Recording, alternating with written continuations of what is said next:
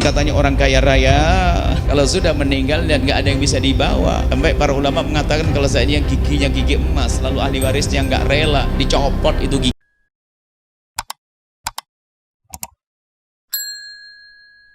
Dan sombong dengan kekayaan, biasanya ukuran kemuliaan adalah kekayaan, sehingga kalau sama orang kaya yang lebih kaya dari dia, tawaduknya luar biasa. Wah, hormat luar biasa, terkagum-kagum sama orang kaya. Sehingga Nabi mengancam orang semacam ini terjerumus, man tawadhu'a li ghaniyin li ghinahu dhahaba anhu thulutha dinihi. Orang yang tawadhu kepada orang kaya karena kekayaannya, 2/3 imannya runtuh. Hilang 2/3, bukan setengah, 2/3.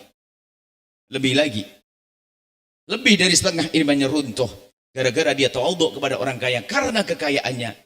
Kalau kita tawadhu kepada orang kaya karena dia orang soleh, oke. Karena rambutnya memutih, kemudian kita cium tangannya karena kesolehannya, oke. Tapi kalau kita tawadhu kepada orang kaya karena kekayaannya runtuh, karena alamat kita mengagungkan kekayaan, maka di saat dia kaya pasti menjadi orang sombong. Sombong dengan kekayaannya, akhirnya merendahkan. Sampai kadang-kadang ini dimasukkan grup-grup pengajian. Grup pengajian kelas menengah ke atas. Akhirnya ikut pengajian orang biasa, ngomong, bukan level kita ini. Wah, hati-hati. Kalau Anda selama ini punya pengajian kelas menengah ke atas, Anda harus berani masuk pengajian di kampung dan Anda tambah seperti orang kampung. Nggak usah pakai model beda. Wah, nanti biar disanjung-sanjung. Wah, ini sama juga, bos sombong halus. Biar tahu bahwa ada orang kaya pun berani ke sini, dia ditampakkan model kekayaannya. Hati-hati, sombong menjerumuskan. Ada sombong dengan kekayaan. Na'udzubillah. Kekayaan akan kita tinggalkan atau meninggalkan kita. Biarpun katanya orang kaya raya, kalau sudah meninggal dan nggak ada yang bisa dibawa, sampai para ulama mengatakan kalau seandainya giginya gigi emas lalu ahli warisnya nggak rela dicopot itu gigi, biar diwaris. Kalau seandainya ahli keluarganya nggak rela, artinya kalau kita sudah meninggal dunia nggak punya apa-apa, kainnya sama, seragamnya, nggak ada baju bermerek. Sekarang baju bermerek, Anda boleh pakai baju bagus, Anda boleh mobil mewah, tapi jangan merendahkan orang lain. Yang menjadi masalah merendahkan orang lain, sehingga dengan kekayaannya dia punya grup kelas. Kalau berkawan sama orang kaya, sehingga kalau sama orang fakir cara ngomongnya sudah beda. Orang kafir enak, orang fakir.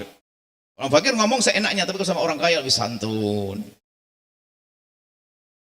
Kadang-kadang begini nih, kalau yang di sampingnya, misalnya ada orang fakir pakai apa sih, sesuatu yang mungkin tidak nyaman bagi dia, minyak angin kayak begitu.